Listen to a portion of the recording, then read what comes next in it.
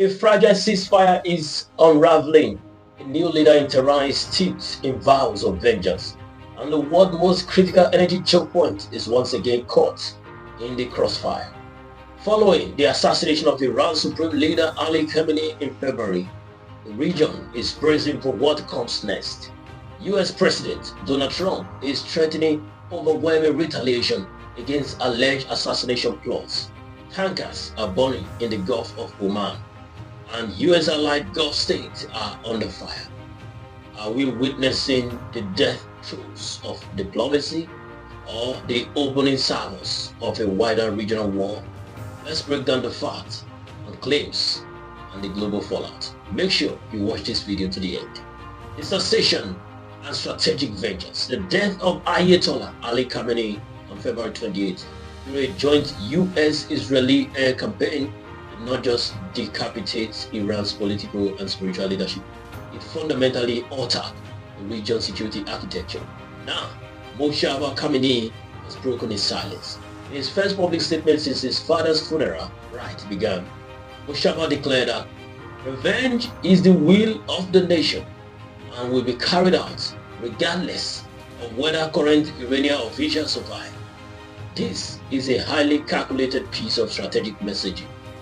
Consolidating power by adopting an uncompromising hardline stance, Mojtaba is seeking to unify the fractured conservative establishment and the Islamic Revolutionary Guard Corps (IRGC) around his control of Iran, institutionalizing retaliation, stating that revenge will happen whether we are here or not, signals a shift from centralized command to decentralized systemic retaliation.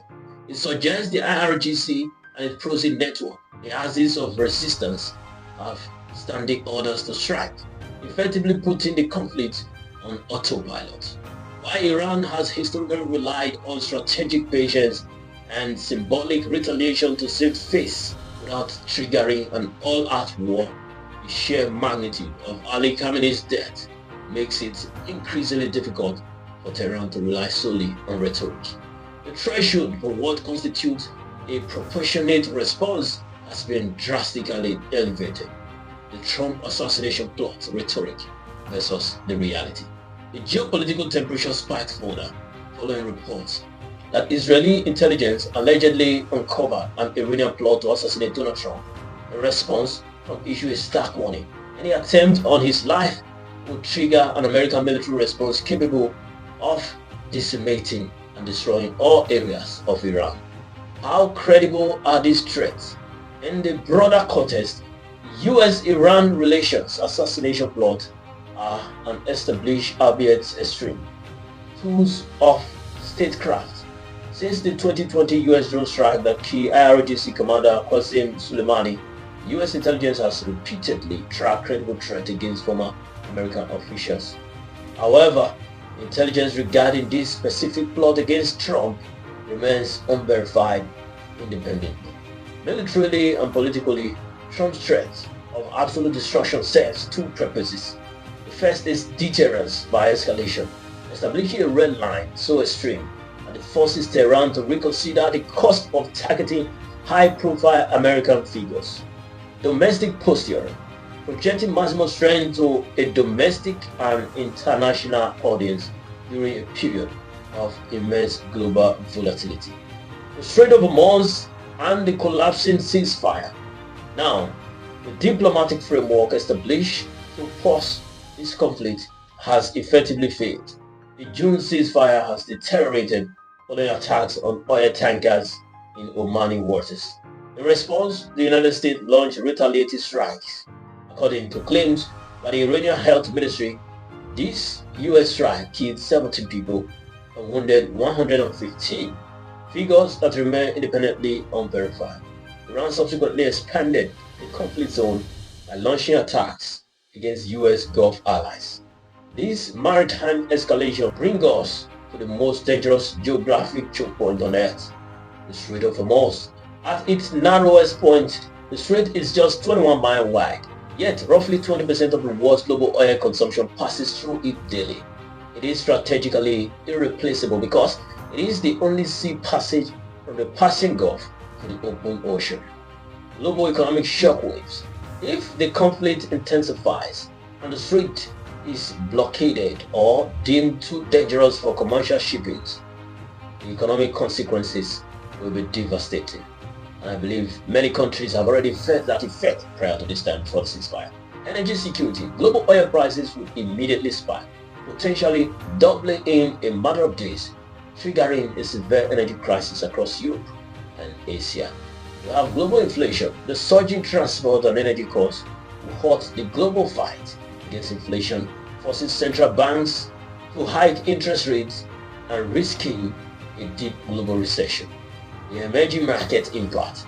The ripple effect will hit developing economies with brutal speed. Take Nigeria for instance, Africa's most populous nation and a major crude exporter. While a spike in oil prices ostensibly boosts export revenues on paper, the corresponding surge in global inflation and the exorbitant cost of importing refined petroleum products will deeply damage the broader economy, exacerbating the cost of living for everyday citizens and heightening how vulnerable the global south is to Middle East instability. Now let's look at the geopolitical chessboard. The collapse of this ceasefire forces the international community into difficult positions. The Gulf states, UAE, Saudi Arabia, Oman, Bahrain, caught in the crossfire. These nations are desperate to avoid a war that will destroy their economic diversification plans. The recent Iranian attacks on Gulf allies indicate Iran is willing to hold its neighbors hostage to deter US action. Israel, viewing Iran's leadership vacuum as an unprecedented opportunity, Israel is likely to maintain maximum military pressure to permanently degrade the IRGC and its nuclear infrastructure. The United States, Washington, is balancing the need to protect its allies and ensure freedom of navigation with a deep reluctance to be degraded into the protracted boots-on-the-ground war in the Middle East. Russia and China, both powers, benefit from US distraction. Benji, deeply reliant on Gulf oil, will likely leverage its influence in Tehran to prevent a total closure of the Strait of Hormuz, while Moscow benefit economically from higher oil prices and the West preoccupied with the Middle East. So, in conclusion, can diplomacy still prevail? We are currently watching a dangerous game of geopolitical brinkmanship. Both sides are climbing an escalation ladder where a single miscalculation or rogue drone, a misinterpreted intelligence report, or an errant missile could plunge the entire region into an irreversible war.